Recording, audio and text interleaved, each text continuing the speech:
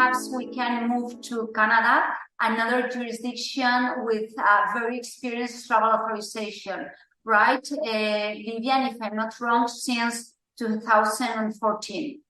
Yeah, Ivana, since 2015, actually. Okay.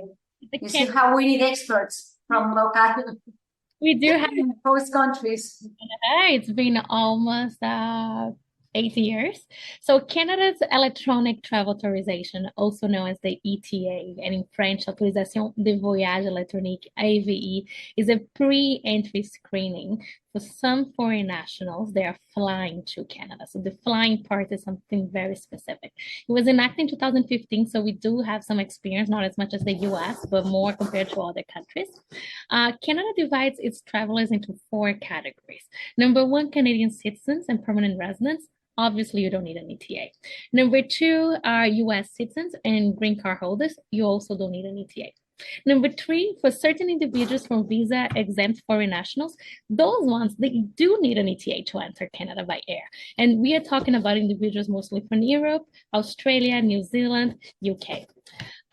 The 4th category is a very interesting one. Those are individuals that usually require a visa. However, for certain nationalities, and if you meet certain specific requirements based on yourself, you might be eligible to enter Canada with an ETA. And those are individuals from Brazil, Thailand, Philippines, Trinidad and Tobago, and Morocco, and among other nations that has been recently announced by the Canadian government. So what are the requirements for this 4th category? Well, if you're flying to Canada, if you have a valid US visa, or if you had a valid Canadian visa in the last 10 years, you might be eligible to enter Canada with an ETA. With regards to the application process, it's very straightforward. You can apply online on the Canadian website and make sure that you go to the correct website, not a third-party provider. You submit the information online. Application process takes less than 10 minutes. You pay a $7 fee, and then within minutes, you should have a response from the government in your email. If you apply for a study permit or work permit, the application for an ETA can come directly, and it's within part of your work or study permit application.